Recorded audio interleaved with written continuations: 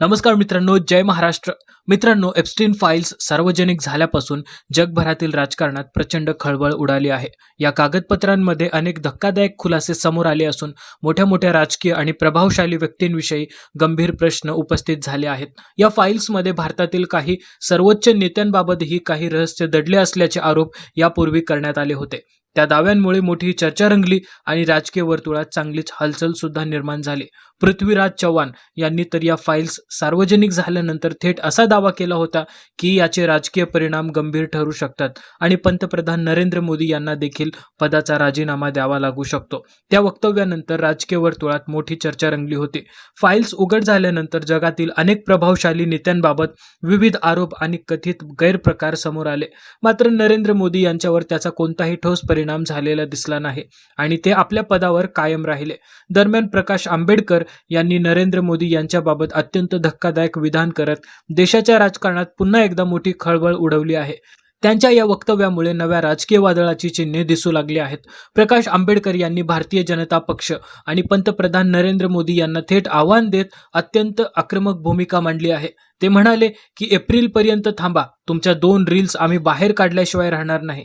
जर त्या रील्स बाहेर यायला नकोत तर नरेंद्र मोदी यांनी स्वतःहून खुर्ची खाली करावी. यापुढे त्यांनी असेही विधान केले की देशाचे सार्वभौमत्व टिकवायचे असेल तर भाजपाने नरेंद्र मोदी यांना पायउतार करणे गरजेचे आहे.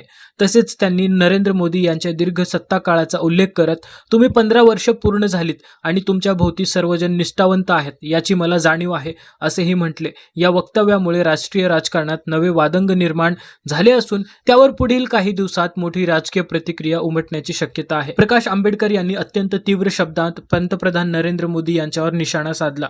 ते म्हणाले, एप्रिलपर्यंत थांबा, तुमच्या 2 रील्स आम्ही बाहेर काढल्याशिवाय राहणार नाही.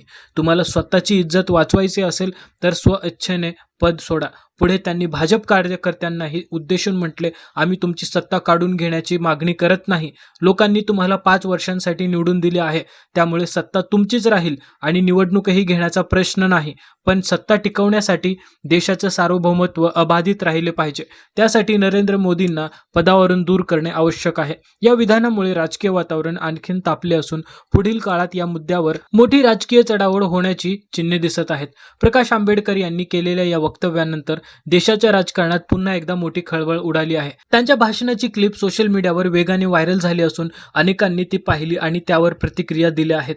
या भाषणात त्यांनी थेट पंतप्रधान नरेंद्र मोदी आणि भाजपला इशारा दिला.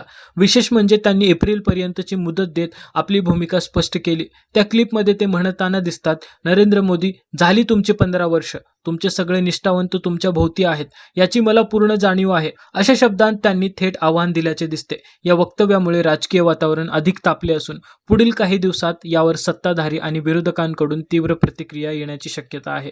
प्रकाश आंबेडकर यांनी आपल्या भाषणात अत्यंत आक्रमक शब्दांत भूमिका मांडली. ते म्हणाले, एक तर देशाला वाचवा आणि जर ते करायचं असेल तर ते कठोर निर्णय घ्यावा लागेल.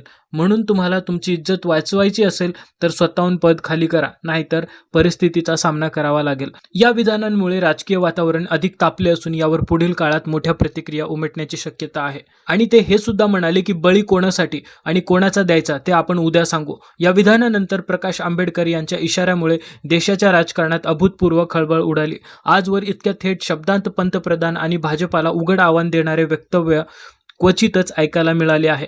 त्यांनी ज्या रील्स बाहेर काढण्याचा इशारा दिला त्या नेमक्या काय आहेत? त्या रील्समध्ये असे कोणते मुद्दे आहेत की ज्यामुळे पंतप्रधान नरेंद्र मोदी यांनी राजीनामा द्यावा असा दावा केला जातो? या प्रश्नांनी पुन्हा एकदा राजकीय वर्तुळात तीव्र उत्सुकता निर्माण केली आहे. सोशल मीडियावर चर्चा रंगल्या आहेत, विविध तर्कवितर्क लावले जात आहेत आणि नेमके कोणते रहस्य दडले आहे याबाबत मोठी खळबळ माजली आहे. आता सर्वांचे लक्ष एप्रिलपर्यंत काय घडते याकडे लागले आहे. नक्कीच प्रकाश आंबेडकर यांच्या या निर्वाणीच्या इशाऱ्यानंतर आता भाजपकडून नेमकी काय प्रतिक्रिया येते हे पाहणं तितकंच महत्त्वाचं आहे. या वक्तव्यानंतर देशाचं राजकारण मात्र हालून गेलं आहे हे नाकारता येत नाही. हा केवळ राजकीय दबावाचा भाग आहे का, की एखाद्या मोठ्या राजकीय भूकंपाची ही नांदी आहे? ज्या फाईल्स किंवा रील्सचा उल्लेख केला जातोय त्यामध्ये नेमकं काय दडलं आहे? त्या सार्वजनिक झाल्यास खरोखरच भारताच्या राजकारणात मोठी उलथापालथ होऊ शकते का? प्रश्न अनेक आहेत, उत्तर मात्र अद्याप अस्पष्ट आहेत. आता सर्वांचं लक्ष पंतप्रधान नरेंद्र मोदी आणि भाजपाच्या भूमिकेकडे लागलेला आहे. आंबेडकर यांच्या दाव्यांमध्ये किती तथ्य आहे आणि त्यांच्या इशाऱ्याच्या प्रत्यक्ष राजकारणावर किती परिणाम होतो हे येणारा काळच ठरवेल. मित्रांनो, तुम्हाला काय वाटतं नक्की कमेंट करून सांगा. भेटूया पुढच्या व्हिडिओमध्ये आणखीन एका नवीन टॉपिक सोबत. तोपर्यंत जय हिंद, जय महाराष्ट्र.